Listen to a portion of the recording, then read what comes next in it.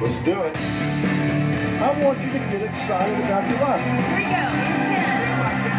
If you're going to talk to me, you're going to have to be honest. Stand by, Dr. Phil. Showtime. This is going to be a changing day in your life. Stand by, Harry.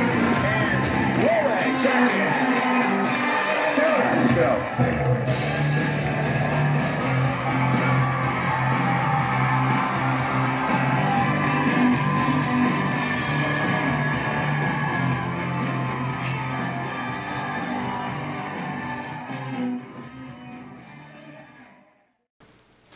Parents.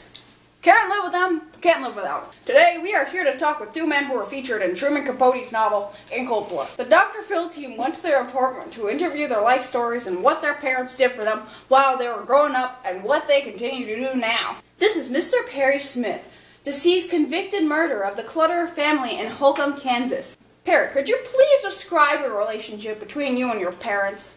Well, I lived with my mother after the divorce, and she wouldn't let us see her dad. Then one day he came back to see us in school and he took me back. One day we built a trapper's lodge up in Alaska. We didn't get many customers. And in a situation like that, with no money and the grub getting low, we couldn't help but be on each other's nerves. So what happened? The point came we were downright hungry, which is what we fell over, ostensibly. A biscuit. Dad snatched a biscuit out of my hand and said I ate too much. What a greedy, selfish bastard I was. And why didn't I get out? He didn't want me there no more. He carried on like that till I couldn't stand it. My hands got hold of his throat.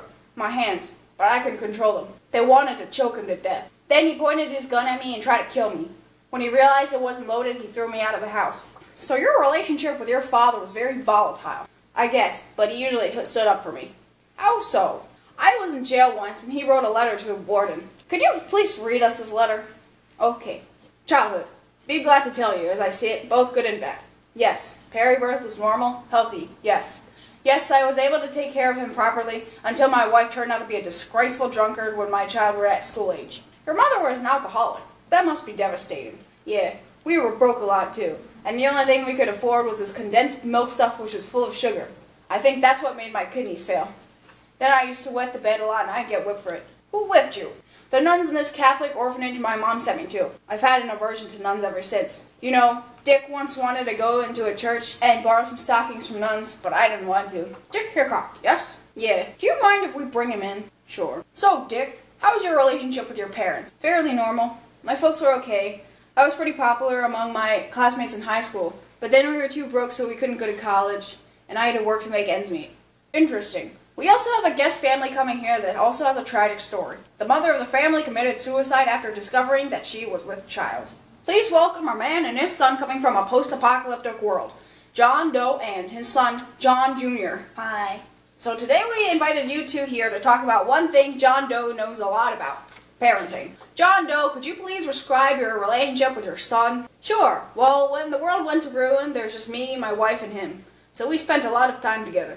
What did happen to your wife? She passed away. I'm sorry. How did you manage taking care of your son without her help? It was very hard, but I had all the time in the world to take care of him, you know. You must love him a lot. I do. You know what I think? I think that if he is not the word of God, God never spoke. Wow. Were you present for most of his life? Yes, I was there when my wife had him. I have another question. How did you make it so far through this apocalyptic world without having thoughts of despair? I did have thoughts, but you know, I have to live for my son. He has no one else to take care of him. What kept you from despair, John Jr.? My dad. He wouldn't want me to feel sad. Why not? We need each other. I don't think I could live if my son died. John Jr., could you live if your father died? I don't know. Once I told my dad that I wanted to be with my mom, and he said for me to never speak like that. That is true. We should keep going even when the circumstances are rough. And you know who inspires us to do that? Our parents. They inspire us to push on, keep going, because they care for us. And we'll see you next time on the Dr. Phil Show.